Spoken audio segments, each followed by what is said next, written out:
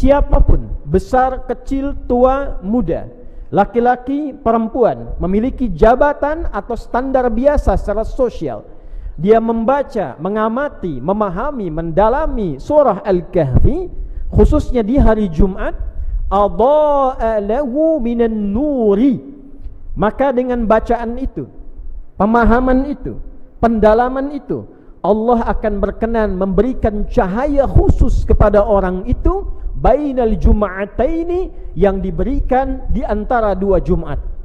Siapapun yang mengamalkannya, siapapun yang mempraktekkan ayat-ayatnya sesuai dengan kebutuhan hidupnya, maka Allah berjanji mengangkat hidupnya dalam kemajuan, kecerahan, dan peradaban-peradaban terbaik dalam kehidupan. Satu ayat saja diamalkan isinya, menjadi muslim yang sejati dan kembali mendapatkan hidayah Allah sebagai muslim yang sesungguhnya. Nur bainal jum'ataini. Dalam bahasa Arab, maksiat disebut dengan zulmun, kegelapan. Sebab setiap orang berbuat maksiat, tertutup hatinya, gelap matanya, hilang cahayanya. Dalam bahasa Arab, sulit yang sangat, masalah yang pekat, kesulitan yang berat dalam pekerjaan, di rumah tangga, itu pun disebut dengan kegelapan. Karena itu ketika Anda memiliki kesulitan yang pekat, punya masalah keuangan yang pekat, makan tidak enak, jalan serasa gelap, walaupun terang terasa gelap, zulumat. Apa solusinya? Nur. Terdapat hadis Nabi SAW yang menunjukkan keistimewaan tentang Jumat ini, bukan sekedar menunjuk pada makna harinya, namanya, namun juga amalan-amalan yang menyertai hari Jumat ini dan dampak serta hikmahnya dalam kehidupan kita.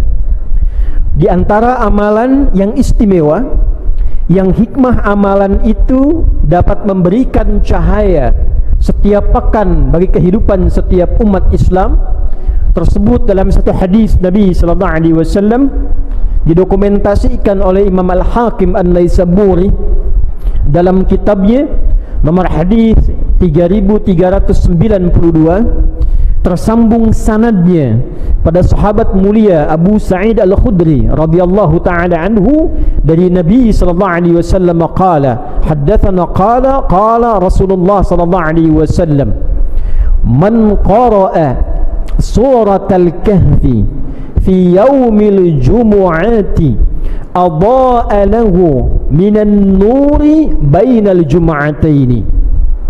Nabi SAW pernah menyampaikan satu amalan terkait dengan Jumat. Man qara'a, siapapun yang membaca. Man ismun mausulun yadullu 'alal fardiyatil 'ammiyah. Kata sambung konjungsi menunjuk pada subjek, terkadang objek. Jadi ketika kita ditunjuk oleh Nabi sebagai objek, tapi diangkat status kita menjadi subjek untuk mengerjakan satu amalan. Apa amalannya ya Rasulullah? Qara'a surat Al-Kahfi fi yaumil jumu'ati, yang membaca, mendalami surah Al-Kahf di hari Jumat. Jadi ada hadis-hadis terkait dengan fadilah surah Yasin, ada hadis-hadis terkait dengan surah Al-Kahf. Siapapun, besar, kecil, tua, muda, laki-laki, perempuan, memiliki jabatan atau standar biasa secara sosial, dia membaca, mengamati, memahami, mendalami surah Al-Kahfi, khususnya di hari Jumat, adha'a lahu minan nuri, maka dengan bacaan itu, pemahaman itu, pendalaman itu, Allah akan berkenan memberikan cahaya khusus kepada orang itu bainal jum'ataini, yang diberikan di antara dua Jumat. Artinya jika ada yang membaca, memahami, mendalami di Jumat ini, Allah akan berikan nur kepadanya sampai Jumat depan. Di Jumat depan dia baca, diberikan lagi nur sampai Jumat berikutnya. Hadisnya status sahih dan diriwayatkan bahkan oleh Imam Al-Hakim An-Naisaburi dalam kitabnya Al-Mustadrak.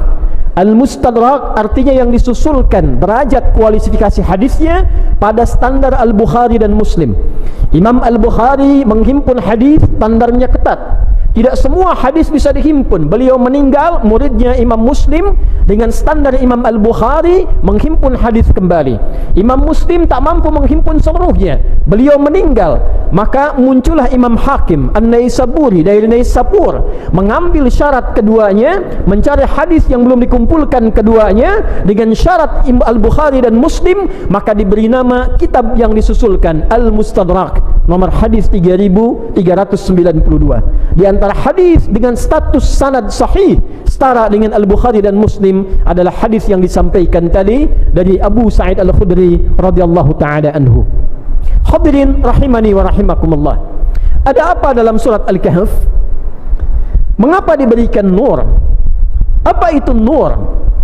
Hadirin, nur di dalam Al-Quran disebutkan sebanyak 45 kali. Seluruhnya disebutkan dalam bentuk kata benda, bahkan menjadi nama satu dari 114 surah dalam Al-Quran. Surah ke-24, surah An-Nur.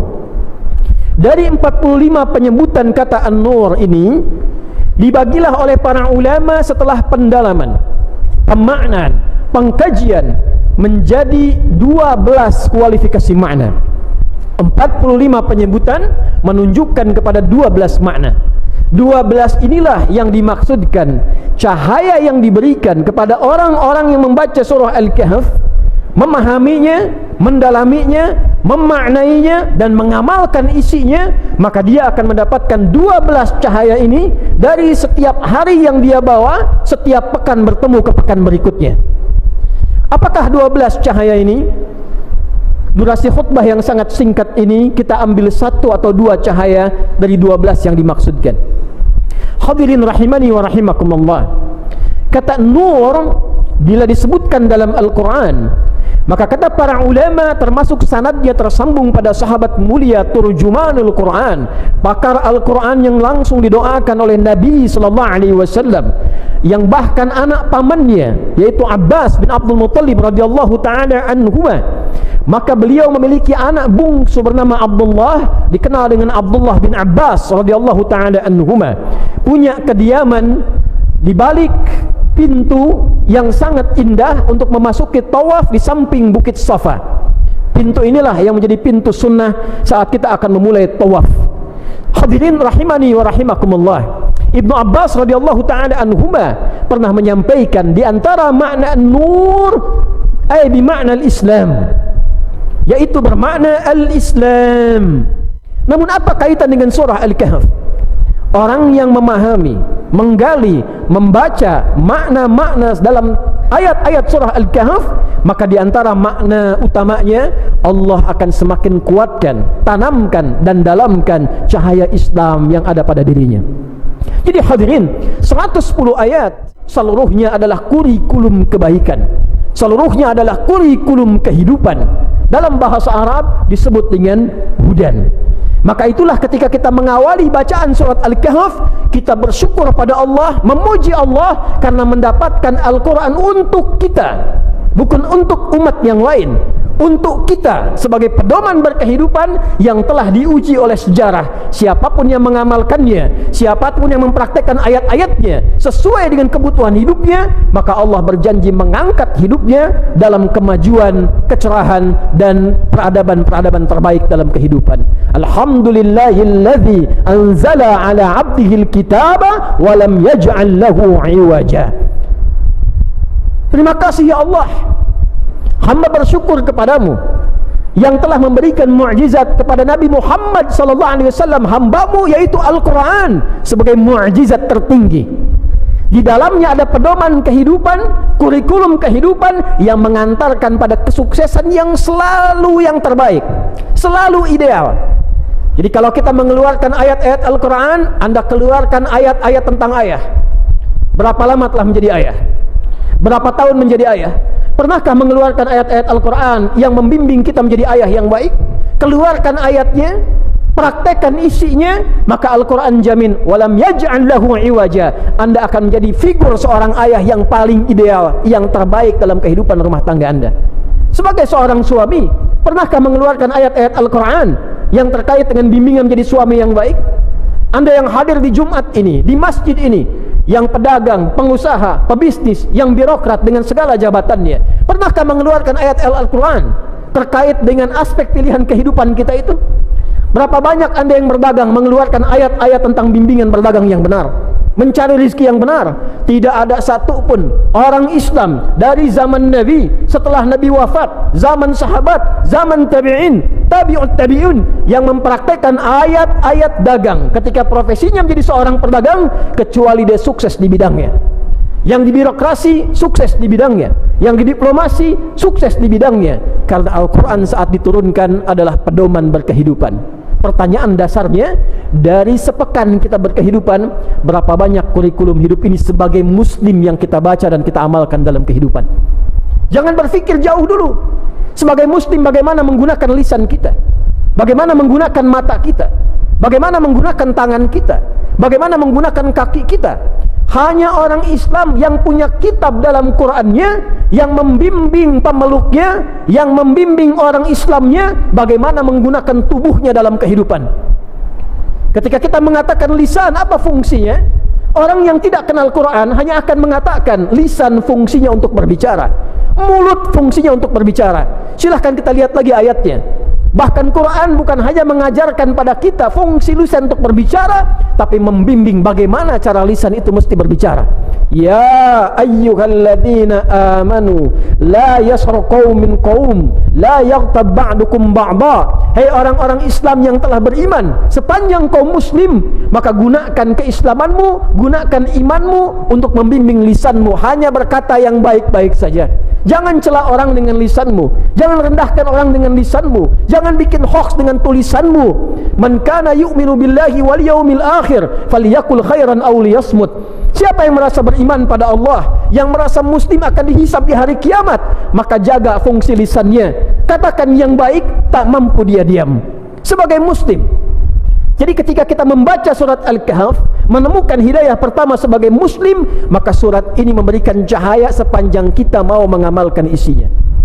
Dari sekian Anda, saya, kita yang membaca surat Al-Kahfi dalam Jumat ini, malamnya Yasin, siangnya Al-Kahfi, siapa yang menjadikan Quran dari hasil bacaannya di Al-Kahfi itu sebagai cahaya kehidupannya?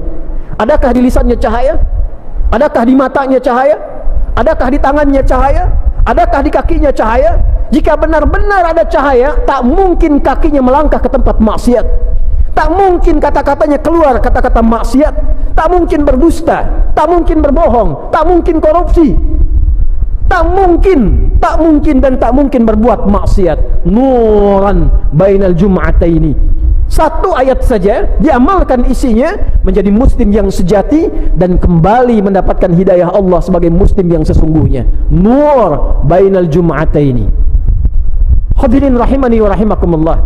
Yang kedua sekaligus penutup khutbah ini, dari 12 cahaya yang disampaikan di dalam ayat-ayat Al-Quran, jika disebutkan nur dalam Al-Quran, maka ia juga bisa berarti al-iman.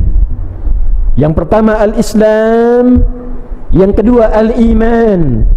Lalu para ulama mengutip contoh Al-Baqarah ayat 257, ketika Allah subhanahu wa ta'ala berfirman, Allahu waliyul ladzina amanu yukhrijuhum minadh dhulumati ilan nur wal ladzina kafaru awliya'uhumut taghut yukhrijunahum minan nuri iladh dhulumat ulaika ashabun nari hum fiha khalidun. Orang-orang beriman itu orang-orang Islam yang yakin dengan Allah, yakin akan dihisab, maka Allah yang menjadi pelindung hidupnya, Allah yang menjadi walinya, Allah yang membimbing hidupnya. Yukhrijuhum minadh dhulumati ilan nur. Dan dengan perlindungan Allah itu, dengan penjagaan Allah itu, ia akan selalu dibebaskan dari kegelapan berkehidupan menuju cahaya, nur. Nur. Jadi standar hidup orang beriman itu, standar hidup orang Islam itu, kalau benar-benar dia membangun hubungan yang dekat dengan Allah, dia punya Tuhan Allah, dia punya pelindung Allah, standar hidupnya kata Al-Quran selalu terbebas dari kegelapan di hidup. Dalam bahasa Arab Maksiat disebut dengan zulmun, kegelapan. Sebab setiap orang berbuat maksiat, tertutup hatinya, gelap matanya, hilang cahayanya. Dalam bahasa Arab, sulit yang sangat, masalah yang pekat, kesulitan yang berat dalam pekerjaan, di rumah tangga, itu pun disebut dengan kegelapan. Karena itu ketika Anda memiliki kesulitan yang pekat, punya masalah keuangan yang pekat, makan tidak enak, jalan serasa gelap, walaupun terang terasa gelap, zulumat. Apa solusinya? Nur. Nur di sini kata para ulama diartikan dengan iman. Jadi sesungguhnya orang-orang yang selalu menguatkan imannya, orang-orang yang membangun kedekatan dengan Allah lebih, sebagai pejabat dekat dengan Allah, sebagai kiai ustaz dekat dengan Allah, sebagai pedagang dekat dengan Allah, pengusaha dekat dengan Allah, petani dekat dengan Allah. Apa janji Allah? Semakin dekat dengan Allah, semakin lekat dengan Allah, dibebaskan dari kegelapan-kegelapan hidup yang dialami. Jalan mendekat kepada Allah dalam bahasa Al-Quran disebut dengan takwa.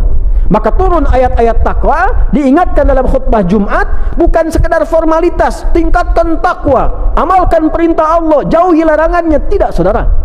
Di dalam takwa ada solusi. Wa may yattaqillaha yaj'al lahu makhraja wa yarzuqhu min haitsu la yahtasib. Siapa yang mampu membangun hubungan lebih dekat dengan Allah, takwanya meningkat, maka kompensasi yang Allah berikan kepadanya dilepaskan dari seluruh kesulitan kehidupan dan diberikan rezeki bahkan dari sisi yang tidak dia duga. Wattaqullaha la'allakum tuflihun. Semakin dekat hubunganmu dengan Allah, semakin mudah kebahagiaanmu diraih. Wattaqullaha wa yu'allimukumullah. Semakin dekat hubunganmu dengan Allah, semakin ditambah pengetahuanmu. Jadi takwa meningkatkan pengetahuan, takwa mendatangkan kebahagiaan, takwa menghadirkan solusi, takwa bahkan mengirimkan rizki dari sisi yang tidak kita duga. Bagaimana cara meningkatkan takwa itu? Iman yang diperkuat.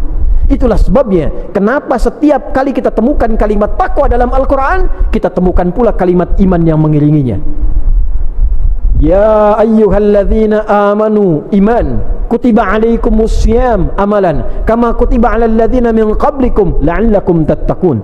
Dzalikal kitabu la raiba fi hudal lil muttaqin. Setelah itu wal alladzina yu'minun, iman, takwa, iman, takwa. Kita singkat imtak, iman dan takwa. Kenapa penting meningkatkan iman? Supaya takwa lahir. Kenapa takwa itu penting untuk lahir? Supaya mudah hidupnya, dapat solusi, meningkat derajatnya, sukses dan bahagia dalam kehidupannya. Di surat Al-Kahf ditunjukkanlah kepada kita persoalan-persoalan kehidupan yang kadang butuh penguatan iman. Tidak selesai hanya dengan ilmu, tidak selesai hanya dengan kedudukan. Jadi jika Anda seorang pejabat, menterikah, sekjenkah, dirjenkah, atau jabatan-jabatan utamakah, sedang punya masalah, tak selesai dengan kedudukan Anda, tak selesai dengan kepintaran Anda, tak selesai dengan pengaruh Anda, coba dicek, barangkali ada bagian iman yang perlu dioptimalkan untuk menyelesaikan masalah kehidupan itu. Jika di rumah tangga belum cukup menyelesaikan masalah Anda dengan istri di rumah, harta sudah banyak, kedudukan tinggi, tapi masalah nggak selesai-selesai, coba dicek, mungkin bukan kurang tinggi kedudukannya, bukan kurang banyak hartanya, kurang meningkat takwanya, hubungan dengan Allahnya kurang. Termasuk masalah kompleks, bila di bangsa ini masalah tak usai-usai, tiap hari bertumbuh kembang persoalan, banyak masalah kompleks, ekonomi, masalah hukum, masalah politik, tak pernah tuntas, padahal yang pintar banyak, sumber daya alam banyak. Coba dicek, mungkin takwanya yang belum tumbuh dalam setiap anak bangsa ini. Walau anna ahlal qura amanu wattaqau lafatahna alaihim barakatim minas samai wal ard. Kalau Allah satu penduduk negeri mampu meningkatkan imannya dan takwanya kepada Allah, dibukalah pintu keberkahan di langit dan di bumi ini. Untuk menutup itu semua, maka dicontohkanlah persoalan-persoalan peningkatan iman dari anak-anak muda yang dikejar mempertahankan iman sampai ke goa, dan akhirnya dia membuka peradaban. Ada dua orang pejabat, satu kaya, punya pengaruh banyak, hartanya melimpah. Dari ayat 32 sampai ayat 44 itu berdialog dengan orang biasa yang punya iman, punya takwa. Apa yang terjadi? Dia bangga dengan jabatannya, bangga dengan kekayaannya, bangga dengan asetnya. Orang ini hanya berkata, bukankah semua itu Anda datang dengan tak punya? Siapa yang memberikan? Bukankah Allah? Akan lebih bagus bila harta ini disertai dengan kedekatan Anda dengan Allah. Bila jabatan ini disertai dengan sujud anda kepada Allah, bila karunia ini disertai dengan tawakal anda kepada Allah, yang akan mengabadikan harta ini sampai anda kembali kepada Allah Subhanahu wa taala. Ternyata dia abai, dia bangga dengan jabatannya, dia bangga dengan kedudukannya, dia banggakan hartanya. Tiba-tiba Allah melipat keadaannya, hancur keadaan hartanya, habis kebunnya, habis asetnya, dan di akhir dia mengatakan, duhai, kenapa dulu aku tidak membangun hubungan baik dengan Allah? Maka Allah tampakkan dari mana asalnya dan kemana dia berakhir. Hadirin, itulah di antara dua cahaya yang kita tampilkan dalam khutbah Jumat ini, walaupun singkat namun mudah-mudahan padat, yang dengan itu diharapkan bagus membaca surat Al-Kahf. Setidaknya ada pahala dalam bacaan, tapi lebih bagus pahami setiap ayatnya, pahami setiap kisahnya, dan praktekkan dalam kehidupan kita, supaya kita mendapatkan bimbingan dalam setiap pekan Jumat ke Jumat dan menjadi muslim yang sejati apapun status kehidupan yang kita bawa. Mudah-mudahan yang pertama, kita menjadi orang Islam yang baik, Islam yang sejati, mempraktekkan keislaman seutuhnya. Dan yang kedua, dengan status muslim itu, mari bangun hubungan kepada Allah dengan cara yang lebih baik, yang dengan itu mudah-mudahan kita dikembalikan pada keadaan yang terbaik, diberikan solusi dalam kehidupan, dan dimudahkan untuk mencapai harapan kemuliaan yang kita dambakan. Barakallahu li wa lakum fil Qur'anil azim, wa nafa'ani wa iyyakum bima fihi minal ayati wa dhikril hakim, wa taqabbala minni wa minkum tilawatahu innahu huwas sami'ul alim. Ud'ullaha yastajib lana wa lakum jami'an. Hadirin, menutup khutbah ini, mari kita berdoa dengan kekhusyuan hati kita. Mudah-mudahan dengan doa ini segala kebaikan yang kita harapkan dikabulkan oleh Allah Subhanahu wa taala, dan inti dari khutbah ini mampu kita amalkan dalam kehidupan kita, sehingga kita mendengar, kita menyimak, kita paham, kita amalkan, dan kita dihisab kelak di hadapan Allah Subhanahu wa taala. Qala ta'ala, innallaha wa malaikatahu yusalluna 'alan nabi ya ayyuhalladzina amanu sallu 'alaihi wa sallimu taslima. Allahumma salli wa sallim wa barik ala habibikal karim rasulikal mustafal amin nabiyyina wa sayyidina Muhammadin wa ala alihi wa sahbihi ajma'in. Allahumma nahmaduka hamdan syakirin, hamdan na'imin, hamdan yuwafi ni'amahu wa yukafi'u mazidah. Ya Rabbana lakal hamdu wa lakal syukru kama yanbaghi li jalali wajhikal karim wa li 'azimi sultanik. Rabbana la tada' lana fi maqamina hadha wa fi kulli maqamin dhanban illa ghafarta. Ya Allah, jika ada satupun jamaah hari ini menunaikan Jumat datang bergumur dosa, jangan biarkan ia meninggalkan masjid ini kecuali Engkau telah gugurkan dan hapuskan seluruh dosa-dosanya. Wala hamman illa farajtah, jika ada yang datang membawa kegelisahan, jangan biarkan satupun hambamu pulang meninggalkan masjid ini kecuali Engkau telah tenangkan keadaan hatinya. Wala asiran illa yasartah, jika ada di antara kami yang merasakan kesulitan di pekerjaannya, kehidupan rumah tangganya, kehidupan sosialnya, dengan berkah Jumat ini dan keikhlasannya, ya Allah, angkat dan hilangkan seluruh kesulitannya. Wala maridan illa syafaitah, jika ada yang sakit mohon angkat dan sembuhkan penyakitnya. Wala dainan illa qadaitah, jika ada satupun jamaah yang tengah diliputi oleh utang piutang yang menyulitkan hidupnya, maka mohon limpahkan rizki kepadanya untuk melunasi utang-utangnya. Allahumma hdina ya Allah bikaramika, ya Allah, mohon berikan hidayah kepada kami dengan keutamaanmu, dengan kemuliaanmu, agar kami menjadi pribadi yang lebih baik setelah Jumat ini, ya arhamar rahimin. Waj'al baqiyata hayatina hayatan tayyibah wa akhira wafatina husnal khatimah. Ya Allah, bila pun kami mengalami kehidupan setelah Jumat ini, jadikan lembaran hidup kami lebih baik daripada sebelumnya. Dan bila pun kami mesti wafat di Jumat ini, jadikan akhir hidup kami husnul khatimah. Tawaffana muslimin biqaulina la ilaha illallah Muhammadur Rasulullah wa qaulika ya ayyatuhan nafsul mutmainnah irji'i ila rabbika radiyatan maradiyah wadkhuli fi ibadi wadkhuli jannati. Ya Allah, ringankan lisan kami dalam sakaratul maut kami untuk mengucap kalimat la ilaha illallah Muhammadur Rasulullah, dan mohon jawab ya Allah kalimat kami dengan kalammu. Hei jiwa-jiwa yang tenang, cepat pulang kepadaku. Aku rida dengan amalmu, engkau pun akan rida dengan pemberianku. Jadi bagian hambaku, aku siapkan surga untukmu. Allahumma ihfadna wahfad biladana Indonesia waj'alha baldatan tayyibatan wa anta tardaha wajma wahid su'abaha wajannibha min at-tafraqati ya arhamar rahimin. Ya Allah, mohon jaga negeri kami Indonesia yang kami cintai ini. Jadikan Indonesia negeri yang makmur, yang Engkau ridai, yang jauh dari maksiat. Satukan rakyatnya, jauhkan dari perpecahan ya arhamar rahimin. Wahdi umara'aha wa wuzara'aha wa kullu man fiha minal mas'uliyah ya Allah liyahtadu ila ridaq liyakhaffifu hisabahum yaumal qiyamah. Ya Allah, berikan hidayah kepada para pemimpin bangsa ini di setiap level kepemimpinan, yang tinggi sampai dengan yang rendah, para pemimpinnya, para menterinya, para seluruh orang-orang yang diberikan amanah kepada mereka. Berikan hidayah untuk memberikan kebijakan yang adil, yang akan meringankan hisab mereka di hari kiamat ya arhamar rahimin. Allahumma ihfadh ulama'aha waj'alhum mukhlasin lakaddin. Ya Allah, mohon jaga para ulama kami, sehatkan mereka dan berikan hidayah pada mereka untuk berdakwah dengan ikhlas, menyatukan umat, menjauhkan dari perpecahan. Allahumma ya khairan nasirin, Allahumma ansur ikhwatana fi Palestin, fi Gaza. Allahumma ya Allah khaffif hisabana yawmal qiyamati an da'fina fi nusrati ikhwanina fi Gaza. Ya Allah, anugerahkan pertolonganmu ya Allah darimu saja kepada saudara-saudari kami di Palestina, di Gaza khususnya ya arhamar rahimin. Dan mohon ringankan hisab kami di hari kiamat karena kelemahan kami ya Allah dalam membantu saudara-saudari kami di Palestina. Allahumma barik hadzal makan wa hadzal masjid wa hadza wa man fihi ya arhamar rahimin.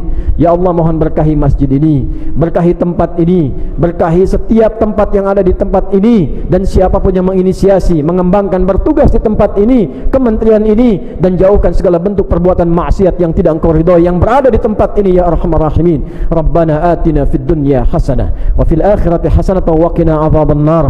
Wa sallallahu ala sayyidina Muhammad wa ala alihi wa sahbihi ajma'in wa akhiru da'wana alhamdulillahi rabbil alamin. Ibadallah, innallaha ya'muru bil 'adli wal ihsan wa ita'i dzil qurba wa yanha 'anil fahsya'i wal munkari wal baghi ya'idzukum la'allakum tadhakkarun wa la dzikrullahi akbar wallahu ya'lamu ma tasna'un. Aqimus shalah yarhamukumullah.